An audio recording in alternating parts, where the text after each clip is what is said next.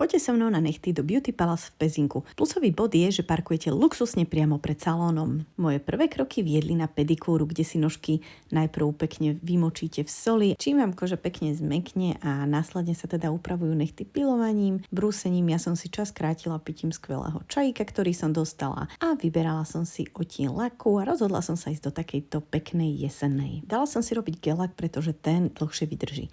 Nasledoval ešte taký peeling s masážou, čo bolo samozrejme veľmi príjemné. Nechty sa ešte ošetrili olejčekom a v závere som dostala neskutočne relaxačnú masáž chodidiel. S výsledkom som nadmieru spokojná, ja som si išla ešte odskočiť a keďže všetko je tu pod jednou strechou, tak som ďalej pokračovala na manikúru. Moje prirodzené nechty sú momentálne v hroznom stave, pretože som si v júli dala dolu gelové nechty a mám ich neskutočne slabé, kožičky zle upravené. Pani nechtárka mi vlastne poradila ako na domácu starostlivosť, dostala som rôznu výživu na nechty a naozaj, že potrebovala som ich profesionálne ošetriť, preto sme sa rozhodli ísť iba do gelaku a vlastne do také výživnej bázičky, aby sa mi primárne tie nechty posilnili. Rukavičky inak nosím kvôli tomu, že aj v UV lampe sa vám môžu tvoriť na rukách pigmentácie. Nechty mám teda takto pekne decentne upravené, kým nezosilnejú, tak zatiaľ nebudem vymýšľať žiadne farebné kreácie.